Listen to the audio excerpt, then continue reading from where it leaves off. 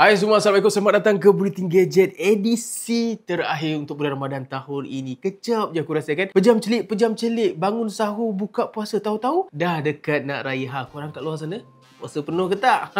Jadi tanpa buang masa, jom aku tunjukkan kepada korang berita-berita yang menarik pada minggu ini sebelum kita menyambut Hari Raya Aidilfitri.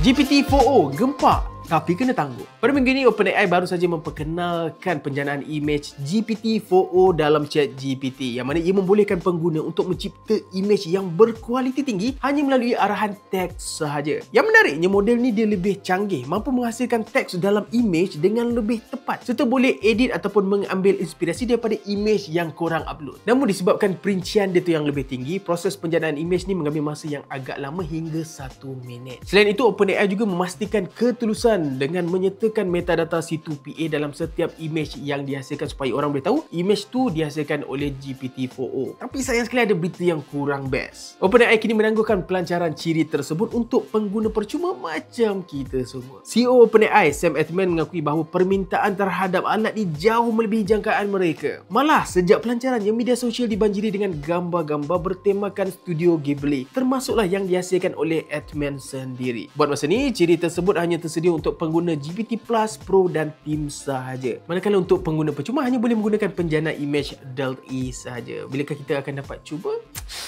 Tunggu dan lihat sahaja. Satu apps untuk semua pengecas EV di Malaysia. Kerajaan kini merancang untuk membangunkan satu aplikasi mudah alih khas untuk pengguna dan juga pemilik kereta EV di Malaysia dalam memudahkan proses pengecasan. Aplikasi ini bakal membolehkan pengguna untuk mencari, mengaktifkan dan membayar sesi pengecasan dengan lebih lancar merentasi semua rangkaian yang bekerjasama. Tapi ada satu cabaran yang besar. Integrasi data masa nyata dari pelbagai penyelia dan memastikan maklumat tersebut sentiasa dikemas kini agar pengguna EV di Malaysia tidak keliru. Setakat ini, Malaysia dah ada 3,611 stesen pengecasan EV dan kerajaan menyasarkan 10,000 pengecas EV menjelang akhir tahun ini. Dengan kos pengecasan yang berbeza mengikut penyedia antara RM60 hingga RM80 per kilowatt hour. Aplikasi tunggal ini dijangka memudahkan pengguna tanpa perlu mengurus pelbagai platform pembayaran. So, kalau jadi kenyataan, pengalaman pemilik EV di Malaysia akan lebih cekap dan juga mudah. Masjid ni ada solar terbesar di Malaysia. Masjid Raja Haji Fisabilillah Cyberjaya baru je mencipta sejarah sebagai masjid dengan pemasangan panel solar terbesar di Malaysia dan kedua terbesar di dunia. Untuk foto korang kat luar sana, pengiktirafan ini direkodkan dalam Malaysia Book of Record.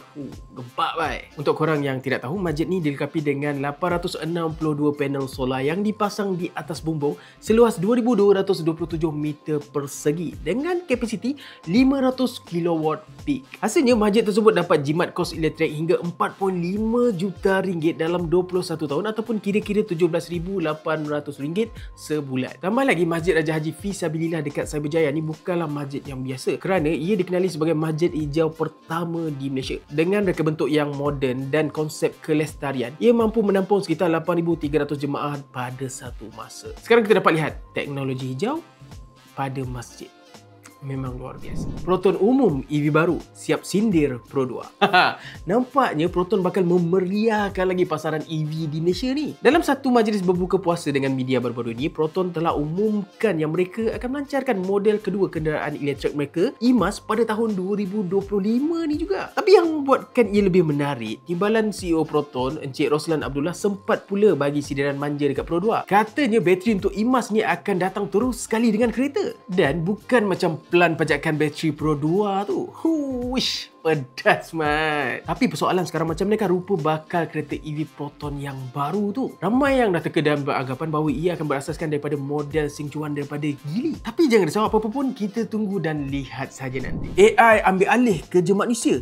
Itu ramalan Bill Gates. Guys, korang ready tak kalau AI ambil alih pekerjaan dan juga profession korang? Bill Gates baru je buat ramalan panas di mana dalam 10 tahun lagi, beliau beranggapan bahawa kebanyakan kerja mungkin dah tak perlu lagi manusia. Gates kata AI akan sediakan nasihat perubatan, pendidikan berkualiti secara percuma dan ubah banyak industri. Tapi jangan pening, beliau juga percaya yang AI boleh bantu rawat penyakit baru, selesaikan masalah iklim dan tingkatkan pendidikan global. CEO Microsoft AI, Mustafa Sulaiman, juga setuju yang AI bukan sekadar alat untuk bantu kita, tapi bakal gantikan pekerjaan manusia secara besar-besaran. Korang bayangkanlah Bill Gates dia cabar OpenAI untuk hasilkan satu model AI yang boleh skor tinggi dalam exam biologi di sekolah. Beliau jangka ambil masa dalam 2-3 tahun, tapi OpenAI siap dalam beberapa bulan je. Dan sekarang ni dia buat aku terfikir satu perkara. AI ni peluang atau ancaman? Baiklah guys, kita dah sampai penghujung Bulletin Gadget untuk edisi yang terakhir sekali pada bulan Ramadan ini. Beberapa hari akan datang kita akan menyambut Hari Raya Aidilfitri untuk tahun ini. Kepada korang kat luar sana yang ketika video ini keluar, ketika korang menonton video ini sedang merancang ataupun berada di atas highway dalam perjalanan untuk pulang ke kampung, pastikan dalam perjalanan itu korang memandu dengan berhemah. Biar lambat asalkan selamat. Dan seperti biasa, korang bebas untuk like, komen, share dan juga subscribe. Tiada sebarang perasaan daripada kami di Wiser, namun pastikan aku jumpa lagi korang dalam video Wiser yang seterusnya. Itu sahaja daripada aku, dan aku nak ambil kesempatan untuk mengucapkan selamat Hari Raya Aidilfitri. Maaf zahir dan batin.